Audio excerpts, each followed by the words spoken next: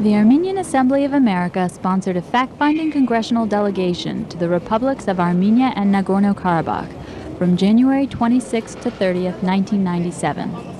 Heading the delegation was U.S. Congressman Frank Pallone, the co-chair of the Congressional Caucus on Armenian Issues. This was Congressman Pallone's first visit to Armenia and Nagorno-Karabakh. Congressman Pallone is a Democrat representing the 6th Congressional District of New Jersey. Congressman Pallone and his wife, Sarah, were accompanied by Ann Heiskes, who is the foreign policy advisor to Congressman Frank Wolf, a Virginia Republican, as well as the Armenian Assembly's Congressional Relations Director, Timothy Jamal, and Yerevan Office Director, Edith Khachaturian. On their first day, the delegation visited a UN-funded refugee center just outside Armenia's Holy Center at Echmiadzin, escorted by UN Representative to Armenia, Robert Robinson. This center is considered one of the better facilities for refugees in Armenia, having both running water and electricity. The delegation inspected the facility and met with refugees who survived the 1988 Baku pogroms. An elderly woman described her escape from Baku, noting that she had been forced to flee Shushi in 1920. We're surprised that we're still alive. From 1920 I ran away. 75 years I lived in Baku. After 75 years I had to run away again. The group toured Holy Echmiadzin, seat of the Catholicos of all Armenians, Karakin I.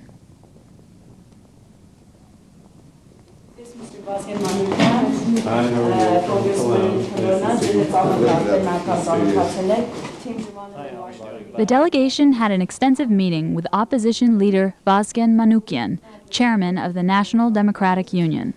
Mr. Manoukian indicated that Armenia's opposition will maintain its alliance. Ways to promote constructive dialogue between the government and opposition, as well as to attract foreign investment in the region, were discussed at a dinner meeting with Prime Minister Armen Sarkisian, Trade Minister Garnik Nanagulyan, and First Deputy Foreign Minister Vartan Oskanyan. "I was tremendously impressed with him," Congressman Pallone said of the Prime Minister.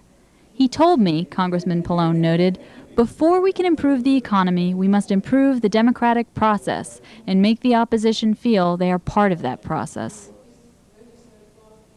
Deputy Speaker of Parliament Garabed Rubinian escorted the delegation to the Armenian Genocide Memorial for a solemn wreath-laying ceremony and special tour of the museum by director Lavrenti Barsegian. The museum opened in 1995 on the occasion of the 80th anniversary commemoration of the Armenian Genocide, during which an estimated 1.5 million Armenians living in Turkey perished at the hands of the Ottoman Turks. The museum's director noted that some 30 countries have recognized the Armenian genocide. The United States is not one of them. Reflecting on the museum's powerful exhibits, Ann Heiskes commented, "I will not forget what I saw here today." A local reporter asked Congressman Pallone about his impressions of the monument and new museum. Well, the monument and the museum really have the effect, I believe, of bringing home to me, and I think to anyone who comes, the tragedy of the genocide. Obviously, you know, we were not there, and we can't relive it because we weren't there. But I think it is very effective in bringing home the point and maybe making people understand how horrible it was, and also that it should not happen again. Hopefully this monument serves the purpose of making people understand that we have to be knowledgeable of our own inhumanity and that we don't replicate the Armenian genocide again.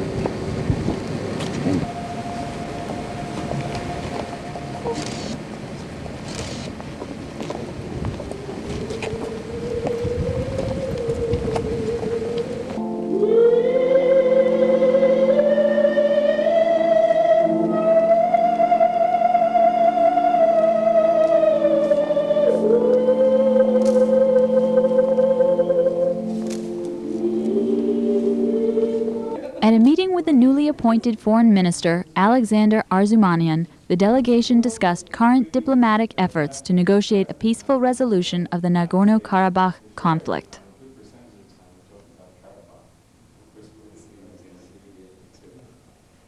Nagorno-Karabakh was the focus of discussion during the delegation's meeting with President Levon Ter-Petrosyan. The President and Congressman Pallone shared concerns that the United States has predetermined the status of Nagorno-Karabakh as subordinate to Azerbaijan, thereby complicating the negotiations. There's no question, I think the administration probably supports the level of funding. The President thanked the United States Congress for its moral and material support of Armenia.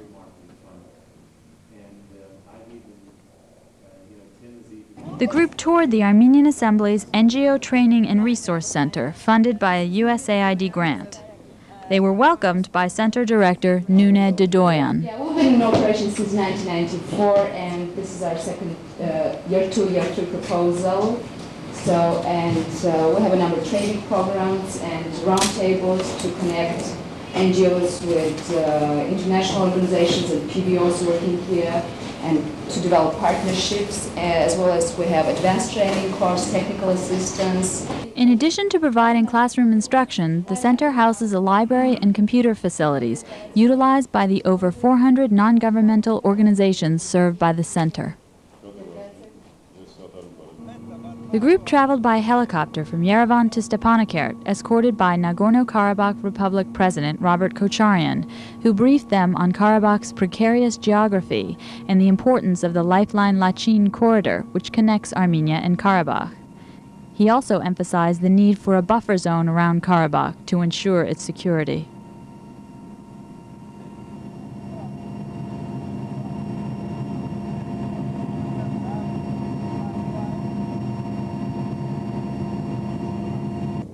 In Stepanakert, they were greeted by Foreign Minister Arkady Gugasyan and Prime Minister Leonid Petrosyan. In Shushi, Mayor Mels Hagopjan hosted the delegation. Congressman Pallone was welcomed with a traditional offering of bread and salt. Well, thank you. What shall I do? You just take a piece of it. And then you put a little salt on it. And you eat it. Delicious.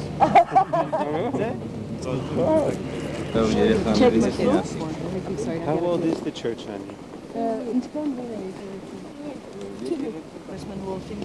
Led by Father Koryan, the group toured a school and the Amenapurgich church, once used by Azerbaijani soldiers as an arms warehouse. The church, which suffered significant damage during the conflict, is gradually being rebuilt.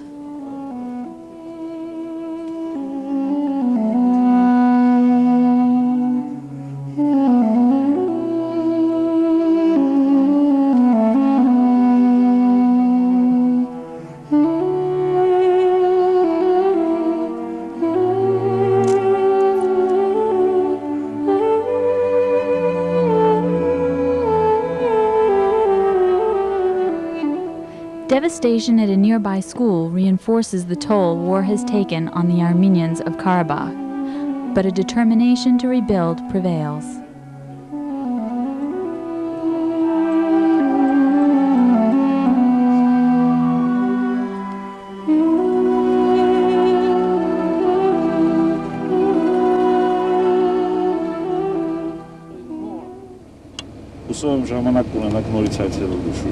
I hope to see you here again. We really enjoyed the short time that we were here, and it is amazing, really, how much you're already accomplishing. But I realize a lot more has to be done to reconstruct the building and bring things back. More than 1,000 houses have been destroyed in Shushi and need to be reconstructed. We are not scared. We are going to do that. I can see. Deputy Foreign Minister Valery Atajanian showed the delegation strategic areas from which Stepanakert was shelled during the height of fighting with Azerbaijan. Yeah, but I mean directly, it's not, I mean, it's the easiest thing in the world to just shell. They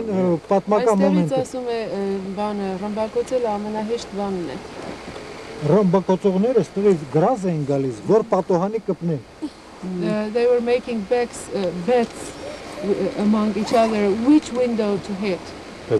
President Kocharyan told the delegation that evening, there cannot be a solution to the conflict without adequate security guarantees for Nagorno-Karabakh.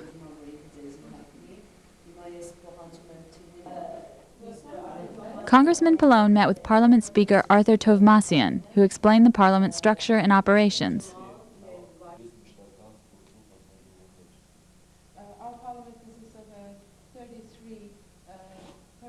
Congressman Pallone then addressed a special session of the Parliament. Mek or Artsaki ke lini azad yev anka.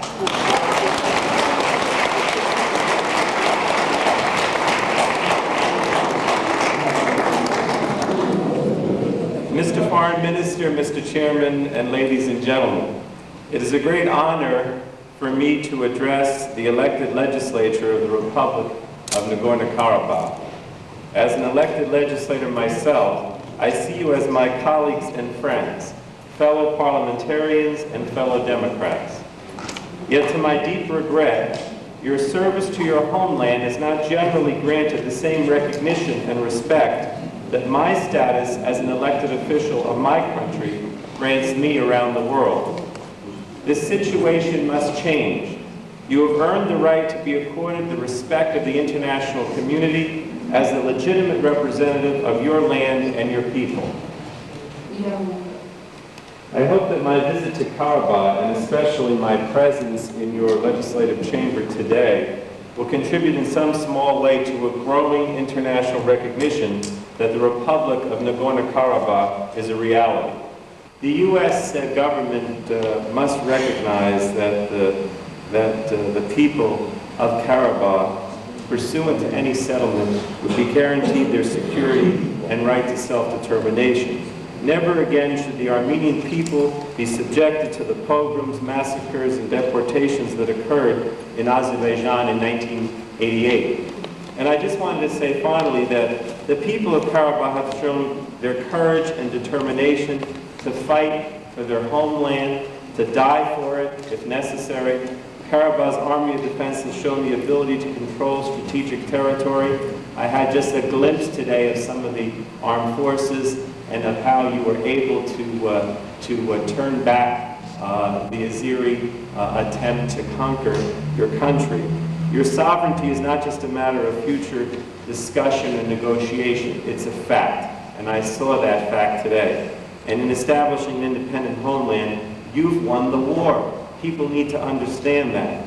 And my goal and my pledge is to help you now, if possible and when possible, and I know it is possible, to win the peace. Thank you very much for listening to me.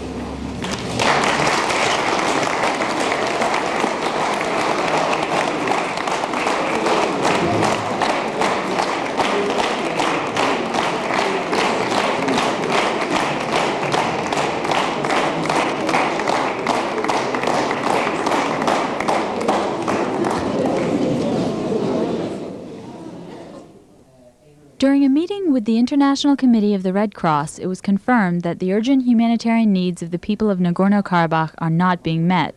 Congressman Pallone has pledged to continue efforts to provide direct U.S. humanitarian aid to Karabakh. Congressman Pallone requested that the delegation make the grueling 6-hour drive back to Yerevan via the Lachin corridor, so that he could inspect more closely the lifeline road connecting Armenia and Karabakh. Back in Yerevan, Congressman Pallone spoke before members of Armenia's parliament, explaining the work of the Congressional Caucus on Armenian issues. Recapping his visit to Armenia and Karabakh, he indicated that his findings will help determine future directions for the caucus. The delegation capped off their visit with a dinner meeting hosted by U.S. Ambassador to Armenia Peter Thompson. Summing up the visit, Congressman Pallone commented, "The people of Armenia and Nagorno-Karabakh have turned adversity and devastation into advancement, economic progress, and the hope for a future based on long-term peace."